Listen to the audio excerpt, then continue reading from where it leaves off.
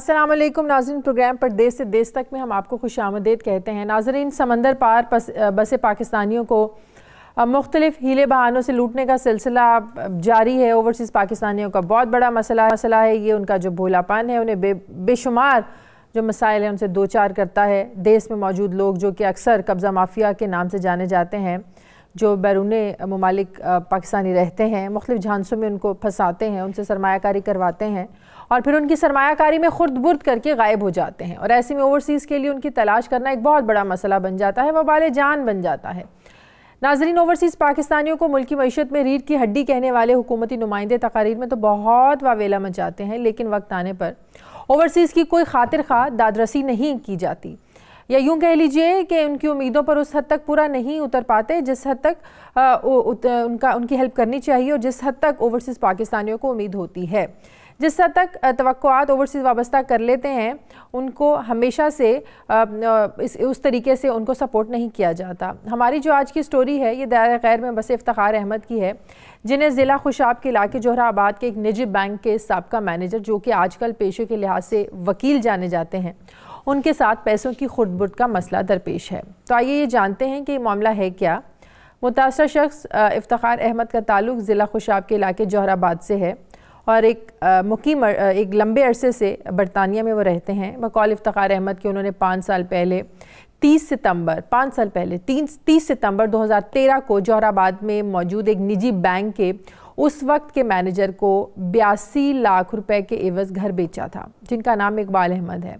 Bank के manager होने की वजह से उन्होंने इस बैंक में इफ्तिखार अहमद का अकाउंट खुलवाया और मुकर्रर रकम मुतासरा शख्स के अकाउंट में ट्रांसफ़र कर दी।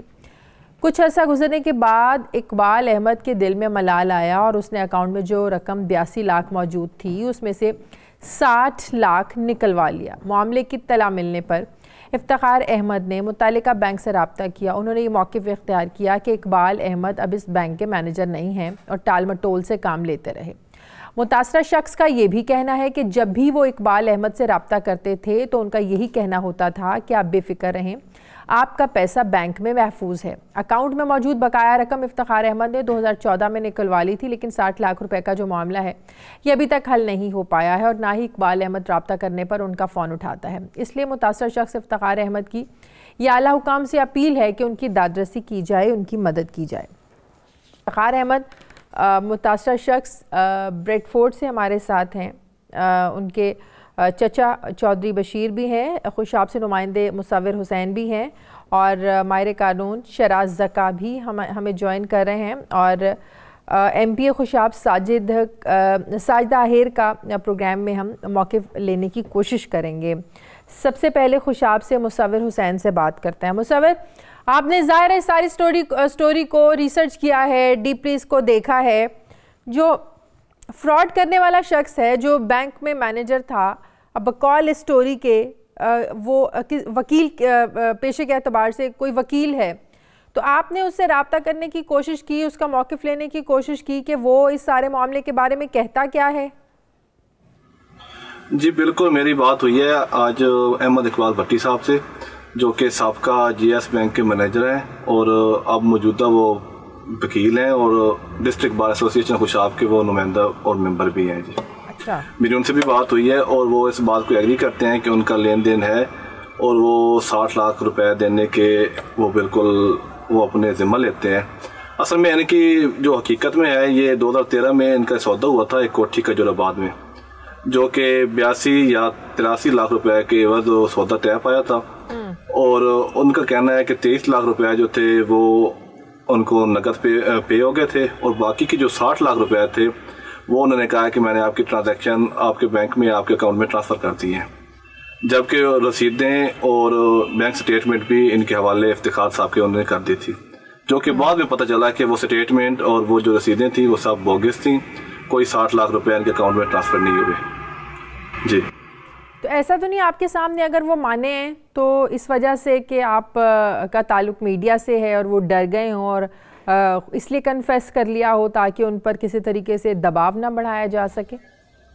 जी बिल्कुल, वो कैमरे के आगे वो मौक़िफ़ देने से बिल्कुल गुरेज कर रहे थे और किसी किस्म का वो वीडियो रिकॉर्ड या ऑडियो रिकॉर्ड भी नहीं, बयान भी रिकॉर्ड नहीं करवा रहे थे। तो हो सकता है वो हमारी बात से थोड़े से मीडिया के हवाले से प्रेशराइज हो गए हों, लेकिन जो हक़ाइक़ हैं इनके पहले ये माजी में तय भी होते रहे हैं और इनके लेन देन के मामले में और भी कुछ लोग शामिल हुए हैं जिनका तल्लक भी जोराबाद और इनके नवाई इलाका है, वहाँ पे 14 चाके वहाँ के आदमी हैं जी। तो ये इस मामले को वो सेटलमेंट करते रहे हैं जो कि उनसे सेटल नहीं हो सका। तो अभी वो क्या कहते हैं कि किस तरीके से इनका जो पैसा है वो वापस करेंगे, कब करेंगे? जी आज तो उनका मौक़िफ़ था कि वो वापस करते हैं और वो कह रहे थे कि मैंने माजी में एक दफ़ा इनको 3.5 एकड़ जगह भी देने के लिए मैं रजामंद हो गया था और मैंने दे दी थी। अच्छा, फिर एक इनकी फैमिली का मलक आसफ नाम का बंदा है जो यहाँ पे खुशाब में इसका ना यूके होटल के नाम से यहाँ पे एक होटल है, तो उन्होंने सालसी की थी और वो इस बात में शामिल हुए थे कि मैं दोनों फ्रीकैन का मामला जो है वो सेटलमेंट करवा देता हूँ। तो 3.5 एकड़ रकबा वो ये अहमद इकबाल भट्टी का कहना है कि मैंने 3.5 एकड़ रकबा जो है वो मैंने कहा कि ये आप रख लें और फी एकड़ 15 लाख रुपए की मालियत के साथ हिसाब कर लें। तो कुछ अर्सा के बाद फिर वो जो सेटलमेंट हुई थी वो किसी वजह से टूट गई और अब वो रकबा अहमद इकबाल भट्टी साहब ने वो सेल कर दी है। तो अभी वो यही मौक़िफ़ इख्तियार कर रहे थे कि मैंने रकबा इनको देना था और दे भी थी, लेकिन इफ्तिखार साहब ने रकबा लेने से इनकार कर दिया था। अच्छा, सही है। इफ्तिखार साहब भी हमारे साथ है। इफ्तिखार साहब, क्या दुरुस्त है कि वो आपको रकबा देना चाहते थे और आपने ये इनकार कर दिया? नहीं, ये सब झूठ बोल रहा है। वो जो रकबा उसने हमें दिखाना था ना वो भी जाली था। ये सब वो स्टोरी बना रहा है। उसने कोई हमें रकबा देने की कोशिश नहीं की। जब भी हम उससे रास्ता करते वो हमें उल्टा धमकियां देता।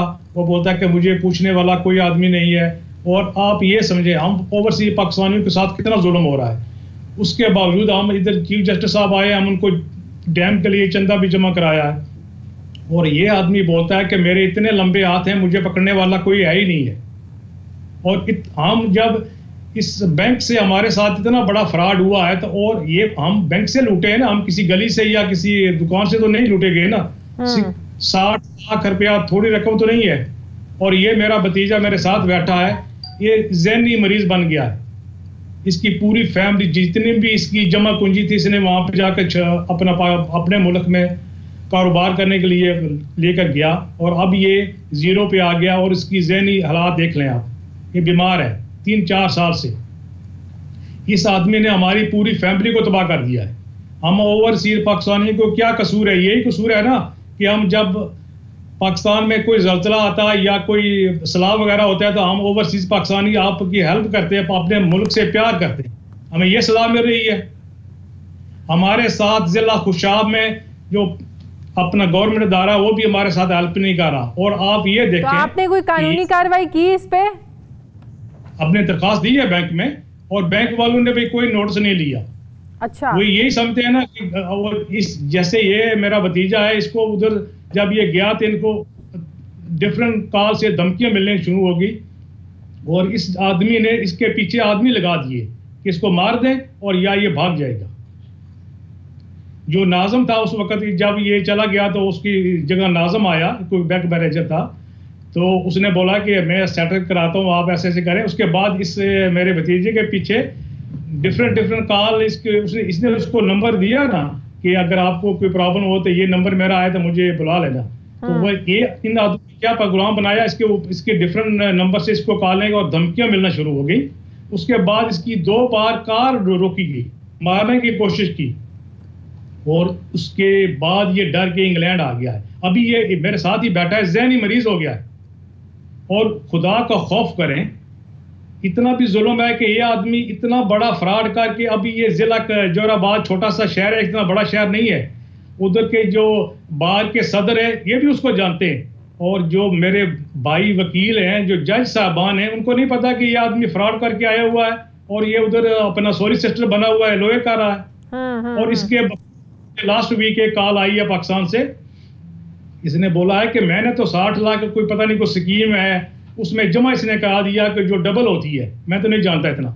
तो इसने बोला है कि अगर अब पहली बात तो है जब मुझे कोई आदमी पैदा ही नहीं हुआ जो मुझे हाथ डाले, अगर मुझे किसी ने हाथ डाला तो मैं 60 लाख, मैं तो 60 लाख के साथ 60 लाख कमा दिया है। मेरी चीफ जस्टिस साहब से अपील है कि हमारी ओवरसीज पाकिस्तानियों की हेल्प की जाए। ये मेरा भतीजा ये इस ज़हनी मरीज हो गया है। तो पाकिस्तान आए हैं ये इस मसले के लिए? जी आए थे ना, 2014 में ये पाकिस्तान गए थे ना, वही मैं बता रहा हूँ ना कि इनके पीछे उन्होंने गुंडे लगा दिए मारने के लिए। इसको धमकियां मिली, इसकी 2 बार कार रोकी गई। तो जनाब हमारे वजीर आजम है इमरान साहब, दूसरे चीफ जस्टिस साहब है, वो हमारी हेल्प करें। हम ओवरसीज पाकिस्तानियों की क्या गलती है? यही गलती है ना कि हम अपने मुल्क से प्यार करते हैं, अब इधर से पैसा कमा कर उधर जाके सरमायाकारी करने के लिए अब जाने के लिए तैयार हैं, लेकिन हमें उसे तहफ़्फ़ुज़ नहीं मिल रहा। हम किसी दुकान से या गली से नहीं लूटेंगे और बैंक से लूटे। हमारे साथ ये जुल्म इतना क्यों हो रहा है? प्रोग्राम में वक्त हुआ एक ब्रेक का, वापस आते हैं एक छोटी सी ब्रेक के बाद।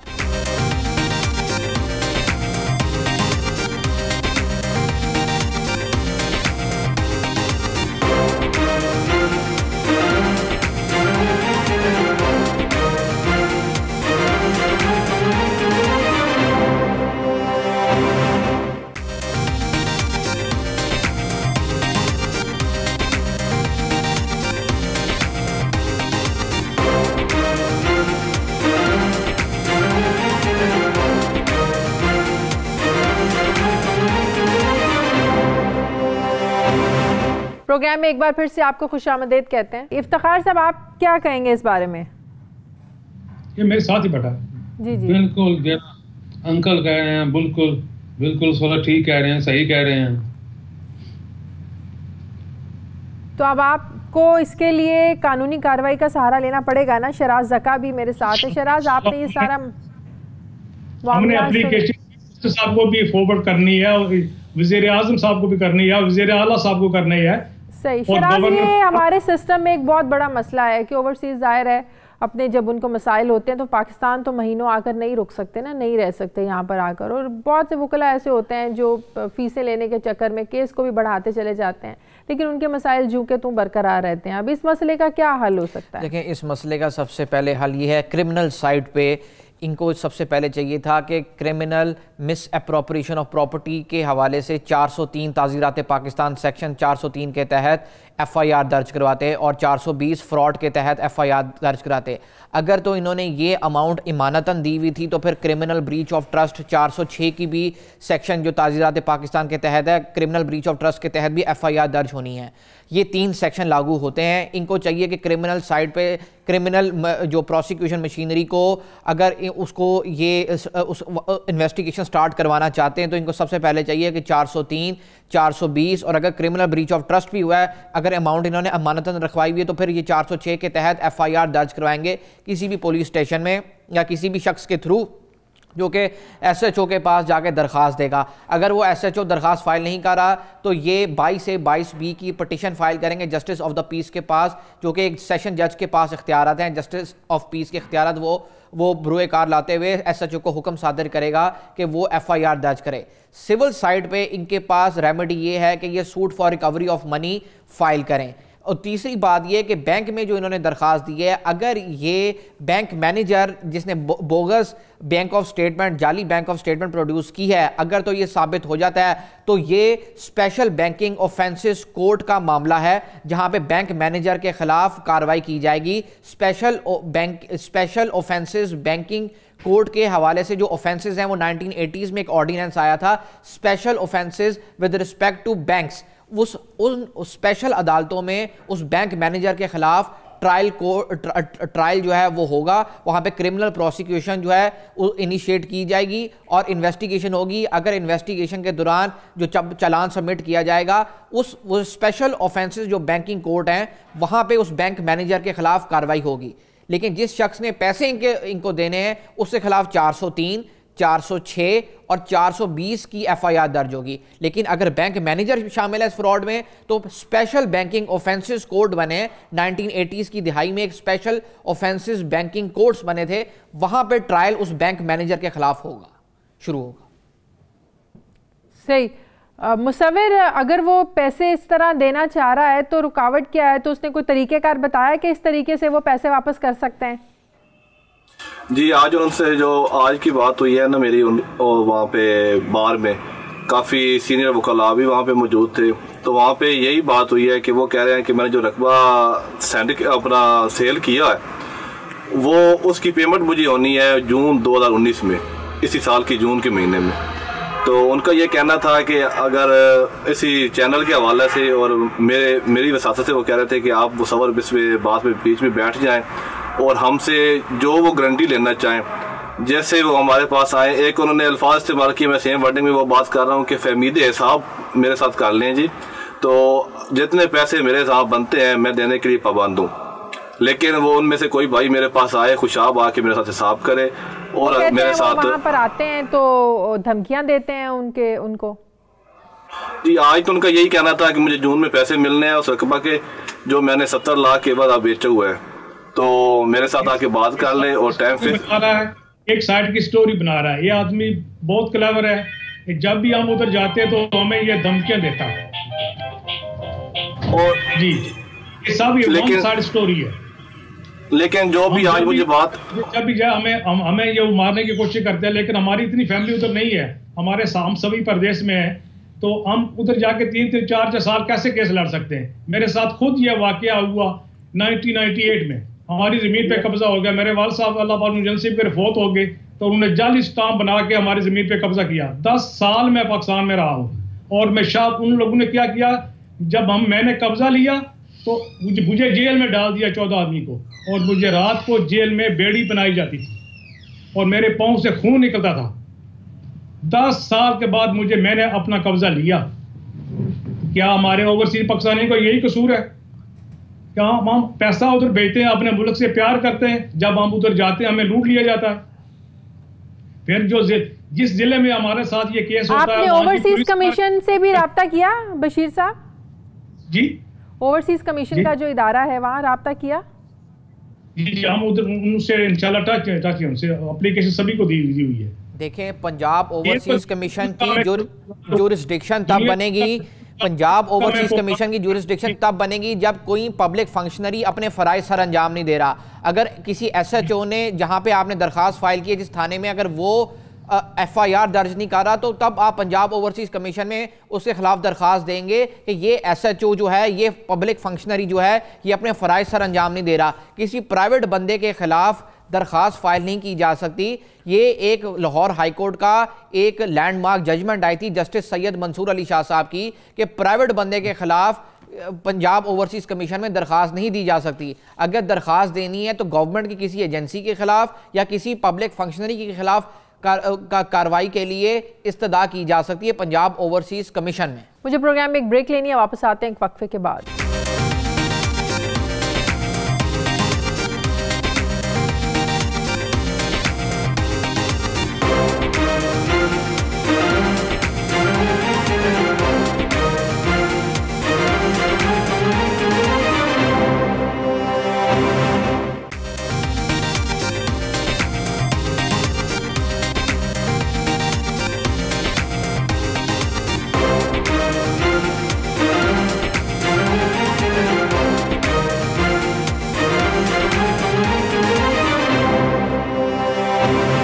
प्रोग्राम में एक बार फिर से आपको खुशामदीद कहते हैं। गुलाम रसूल खुशाब से MP हमारे साथ हैं, ज़रा उनसे भी बात कर लेते हैं। गुलाम रसूल साहब, ये क्या मामला है? आए रोज़ ओवरसीज़ पाकिस्तानियों की ये कहानियाँ सामने आती हैं। अभी जिस कहानी का हम लोग आज अपने प्रोग्राम में जिक्र कर रहे हैं, ये खुशाब का कोई बैंक मैनेजर था, इसने रकम लूट ली, घर लिया इन्होंने, जो मुतासरा शख्स हैं, तो वो पैसे अब वो वापस नहीं कर रहा है और वो धमकियाँ देता है जब वो पाकिस्तान आते हैं। ये क्या रहा है?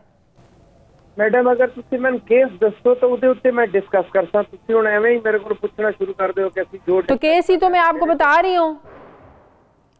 केड़ा केस है? केस ये है कि आज से 5 साल पहले इफ्तिखार अहमद, जो कि इंग्लैंड में रहते हैं, उन्होंने जोहराबाद में मौजूद एक निजी बैंक, उस वक्त के मैनेजर को एक घर बेचा जिसकी प्राइस थी 82 लाख रुपए, 82 लाख रुपीस, ठीक है। और उस बैंक मैनेजर का नाम है इकबाल अहमद। उस बैंक मैनेजर ने उसी बैंक में इफ्तिखार अहमद का अकाउंट खुलवाया और सारी रकम उसके अकाउंट में ट्रांसफ़र कर दी, ठीक है। ज़ाहिर है वो मैनेजर था, रकम तो सच्चे साबित होने के लिए उसने ट्रांसफ़र कर दी, लेकिन बाद में उसने वो रकम निकलवा ली, 80 लाख रुपया निकलवा लिया बाद में, तो अब वो हाथ ही नहीं आ रहा। ये मसला है। वो बंदा मफरूर है बैंक मैनेजर या इतने फिर रहे? यहीं पे है खुश, मेरे हमारे नुमाइंदे से बात हुई है, यहीं पे है, खुशाब में ही है। जेड़े मुतासरा जेड़े बंदे हैं ना, तुसी मेरे को भेज दो, मैं मुतलका वो लंदन रहते हैं, वही तो बता रही हूँ आपको, ओवरसीज पाकिस्तानियों का मसला है ये, बाहर रहते हैं वो। आप मेरा नंबर उन्हें दे दे, मैं मुझसे वो राब्ता कर ले। ये जरा आप उनसे बात कर लें, जरा बशीर साहब आप जरा बात करें गुलाम रसूल साहब से। मैं बात करने के लिए तैयार हूँ, मुझे बताएं कौन। जी साहब, मैं गुलाम रसूल संगा बोल रहा हूँ, सिटिंग MP हूँ इस वक्त खुशाब का। क्या मसला है जी आपका? भाई साहब, ये जो JS बैंक है, इसमें इस आदमी ने, इकबाल अहमद ने हमारे से कोठी खरीदी थे मेरे भतीजे से, और इसने 22 लाख रुपया जमा नगद दिया था, और 60 लाख इसने जो है ना वो चेक अपने, इसने बोला कि मैं तुम्हारे अकाउंट में ट्रांसफर कर दूंगा। इसने उधर बैंक में पैसे रखे और बाद में इसने पैसे निकलवा लिए। जब हम 2 साल के बाद, जब मेरा भतीजा पाकिस्तान गया था, उस वक्त बैंक मैनेजर था नाजम, उसने बोला कि ये तो पैसे उसने निकाल लिए इस बैंक में, तो बाकी 10-12 लाख रुपया पड़ा है। इसने बोला ये कैसे हो सकता है? फिर उसने टोल मटोल के करके काम लिया और इस बैंक से बोला कि आप कोई कानूनी कार्रवाई न करो, मैं आपका सेटलमेंट कराता हूँ। फिर इसने उसको नंबर दिया, जब नंबर दिया तो इसको फिर डिफरेंट नंबर से काले आने धमकियां भी शुरू हो गई। पर इसकी कार पे 2 बार हमला भी हुआ, पर ये आदमी भाग के इंग्लैंड आ गया। तो अभी वो आदमी जो है वो सरेआम घूम रहा है और अदालतों, जोराबाद अदालत में, संगा साहब वो अभी लॉयर बना हुआ है, छोटा सा जोराबाद आप तो जानते हैं, लेकिन उधर वो कार्रवाई कर रहा है, लेकिन वो सरेआम घूम रहा है, बोलता है कि मुझे पूछने वाला कोई पैदा ही नहीं हुआ। तो बताएं कि हमारे ओवरसीज पाकिस्तानियों को क्या कसूर है? यही कसूर है कि जो हम पाकिस्तान की मदद करते हैं, हमारा मुल्क है, हम उधर जाते हैं। चीफ जस्टिस साहब इधर डैम के लिए फंड के लिए आए, हम पूरी हेल्प की है। जब पाकिस्तान में कोई भी मसला होता है, हम ओवरसीज पाकिस्तानी आपकी हेल्प करते हैं, यही हमारा कसूर है। नहीं, आप हमारे लिए काबिल एहतराम है, आपका कोई कसूर नहीं। कसूर तो हमारा है जो हम इसके ऊपर कानून साजी नहीं पे कर सकते। लेकिन आप ऐसा करें कि आप मेरा नंबर नोट कर लें, आप मुझसे राब्ते में रहें। मैं इंशाल्लाह थ्रू पुलिस उस बंदे को गिरफ्तार भी करवाता हूँ और उससे आपके पैसे भी रिकवर करवाता हूँ। इंशाल्लाह मैं आपकी पूरी मदद करूंगा, पूरी जितने मेरे साहब, मेरा ज़हनी मरीज बना हुआ है। कितना जो कोई जमा पूंजी थी हम लेकर पाकिस्तान गए, ये बेचारा आज कितने साल से इधर रुल रहा है, और हर आदमी से हम रिक्वेस्ट करते हैं कि, लेकिन हमारी कोई सुनने वाला उधर नहीं है। इसलिए कि उन लोगों का लंबे, वो बोलता है कि मेरे बड़े लंबे हाथ हैं, मुझे कोई पकड़ने वाला है ही नहीं है। ये तो मैं नहीं कह सकता कि उसके लंबे हाथ हैं या छोटे हाथ हैं, लेकिन मुझे ये पता है कि अब PTI की गवर्नमेंट है और इसलिए तो हमने अभी रास्ता किया है ना। ये 92 न्यूज वाले की मार्फत हमें बहुत से मसाइल जो आप इफ्तिखार साहब बोल रहे हैं? नहीं, मैं चौधरी बशीर बोल रहा हूँ, उसका अंकल। नहीं, इफ्तिखार साहब बोल रहे हैं आप? जी नहीं, मैं चौधरी बशीर बोल रहा हूँ। इफ्तिखार मेरा भतीजा है, मेरे साथ बैठा है, वो उसको थोड़ा बोलने में प्रॉब्लम होती है, इसलिए मैं उसके साथ में केस की डील कर रहा हूँ। नहीं, मैं आपसे दोबारा पूछ रहा हूँ, आपका नाम इफ्तिखार अहमद है? नहीं, मेरा नाम चौधरी बशीर है, इफ्तिखार अहमद मेरा भतीजा है। अच्छा, इफ्तिखार अहमद आपका भतीजा है? जी, मेरे साथ ही बैठा। लाइन जोराबाद में है? जी, हम चक 45 के रहने वाले हैं जी।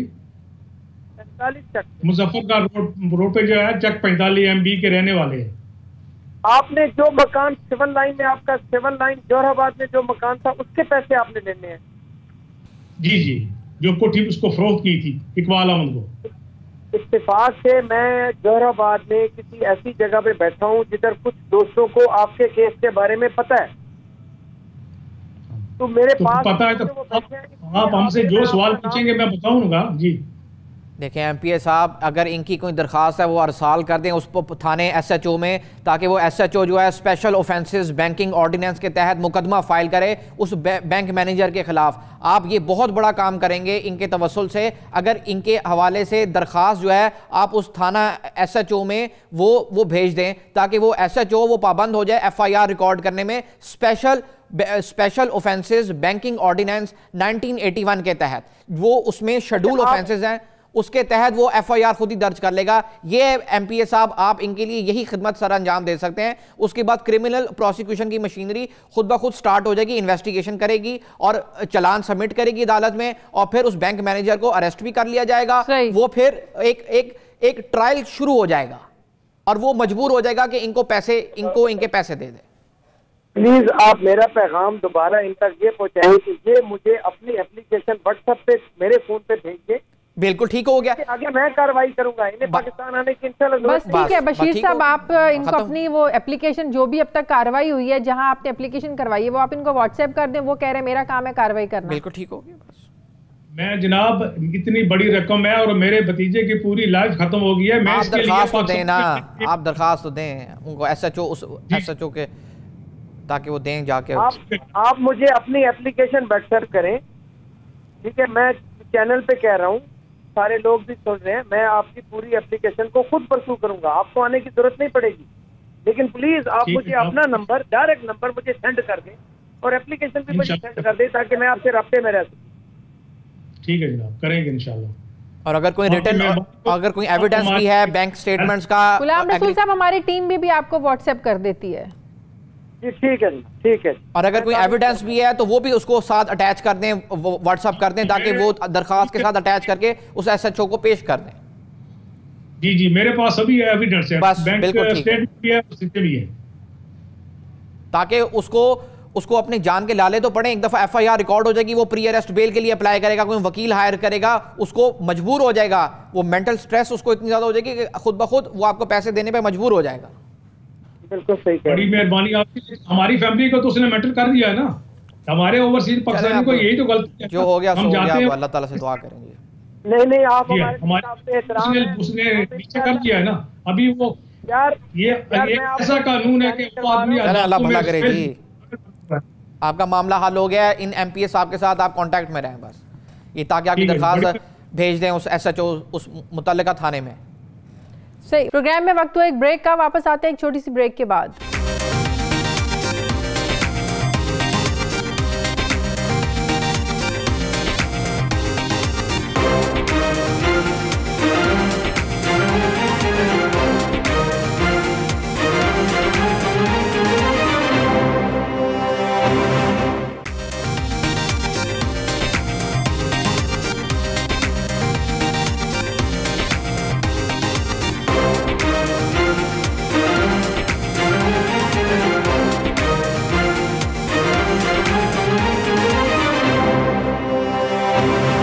प्रोग्राम में एक बार फिर से आपको खुशामदीद कहते हैं। मुसव्विर, जब आपने उस बैंक मैनेजर से रब्ता किया तो वो उसका क्या कहना था कि वो कब तक रकम जो है ना वो वापस कर सकता है, और क्यों नहीं अभी तक वो रकम वापस कर सका?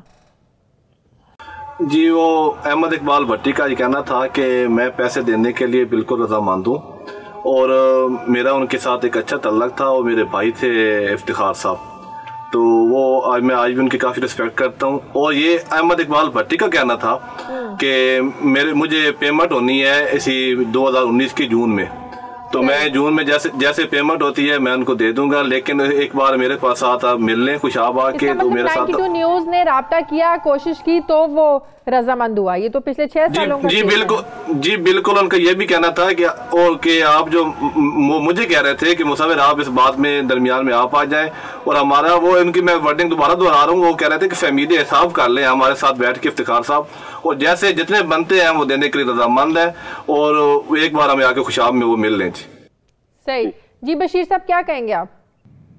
जी मैं सुन रहा हूँ, ये बोलता है ये कि वो हमारे जितने बनते हैं हमें उसके कुछ ज्यादा थोड़े लेने, हमारे पास सबूत है 60 लाख रुपया उसने निकाल लिया है, और जब भी हमारा कोई आदमी उसके पास जाता तो वो उसको टाइम दे देता, जब हम हमारा कोई भी आदमी हम इधर से उसको भेजते, बोलता है कि घंटे बाद आना या 2 घंटे के बाद आना, उसके बाद वो गायब हो जाता, वो मिलता ही नहीं है।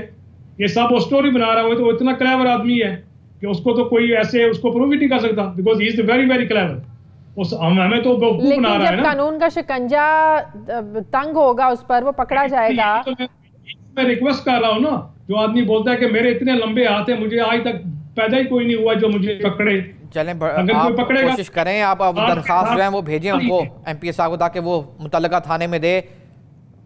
और कार्रवाई शुरू हो सके, पकड़ धकड़ शुरू होगी जब आप दरखास्त देंगे इंशाल्लाह। इस केस के लिए पाकिस्तान भी आऊंगा इंशाल्लाह। हमारे पास ओवरसीज पाकिस्तानियों का यही कसूर है ना। सही। शराज साहब, क्या शराज ये पूरी पास ने कर दी है। सही। शराज, ये ओवरसीज पाकिस्तानियों की जायदादों पर जो इतने कब्जे होते हैं, इतने फ्रॉड होते हैं, आपको नहीं लगता इस पर कोई कानून साजी होनी चाहिए? देखें, ये एक बड़ा अलमिया है। असल में मसला ये है, रूट कॉज ये है कि मुकदमे जो हैं 20-20 साल 15-15 साल पेंडिंग पड़े रहते हैं, फैसले नहीं होते, जिसकी वजह से जो जो जो ये कब्ज़ा माफिया है, इन लोगों की अजारादारी कायम हो जाती है।